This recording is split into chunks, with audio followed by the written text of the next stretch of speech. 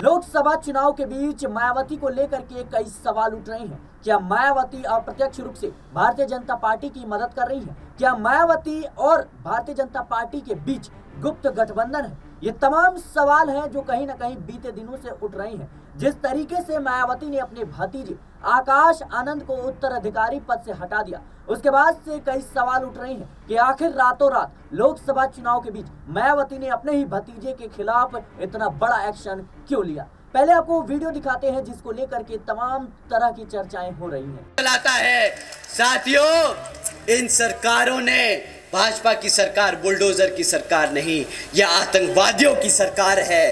अपनी आवाम को गुलाम बनाकर रखा है। ऐसी सरकार का समय आ गया है अब खत्म होने का। और यहाँ पर बहुजन समाज पार्टी की सरकार बनाकर, बहन जी को प्रधानमंत्री बनाकर यहाँ पे उत्तर प्रदेश में बहुजन समाज पार्टी का राज कायम करने का।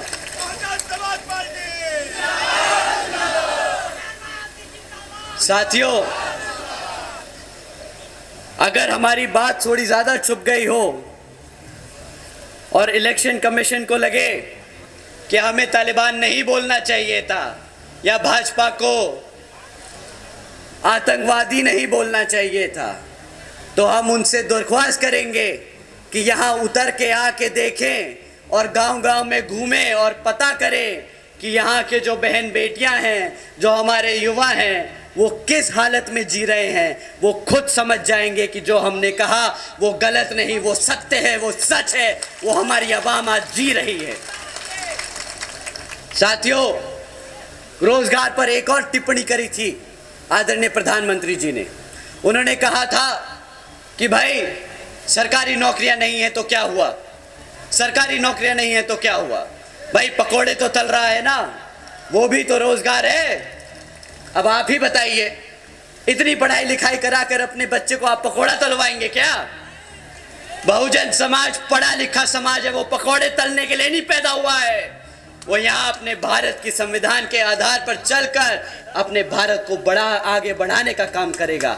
बहुजन समाज पहला सवाल लटकाए, इतनी तेज धूप में आप हमें यहाँ सुनने आए हैं।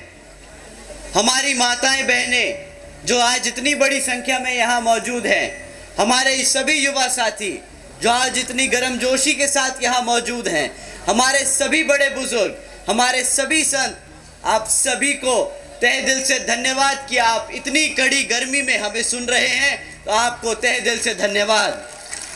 तो देखा आपने कि किस तरीके से आकाश आनंद भारतीय जनता पार्टी पर हमला बोलते हुए नजर आ रहे हैं। वो भारतीय जनता पार्टी की सरकार की तुलना तालिबान से करते हैं, वो भारतीय जनता पार्टी की तुलना आतंकवादियों की सरकार से करते हैं। वो साफ तौर पर कहते हैं कि अब बुलडोजर की सरकार नहीं, आतंकवादियों की सरकार है।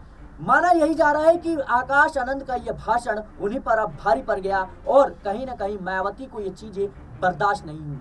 बातें यह भी कही जा रही है कि मायावती को योगी आदित्यनाथ के खिलाफ कोई भी बातें बर्दाश्त नहीं हुई, जिसके चलते अपने भतीजे के खिलाफ उन्होंने इतना बड़ा एक्शन ले लिया। बता दें कि जिस तरीके से मायावती ने साल 2024 के लोकसभा चुनाव में अकेले लड़ने का निर्णय लिया, उसके बाद से मायावती को लेकर के तमाम तरह की बातें उठ रही थी। क्या मायावती जो भारतीय जनता पार्टी की मदद कर रही है? बताते चले कि मायावती जिस तरीके से उम्मीदवारों का चयन कर रही है, इसमें मुस्लिम समुदाय से जो प्रत्याशी हैं उनको काफी ज्यादा कह सकते हैं मौका दिया जा रहा है। उसके बाद से जातीय समीकरण को देखते हुए बहुजन समाज पार्टी अपने प्रत्याशियों का ऐलान कर रही है। लेकिन एक तरफ बहुजन समाज पार्टी इस बात का दावा करती है कि बहुजन समाज पार्टी अपने खोए हुए सियासी रसूख को बचाने के लिए अब कहीं ना कहीं ये तमाम तरह के फैसले ले रही है, जिससे आने वाले समय में बहुजन समाज पार्टी की वापसी हो सके।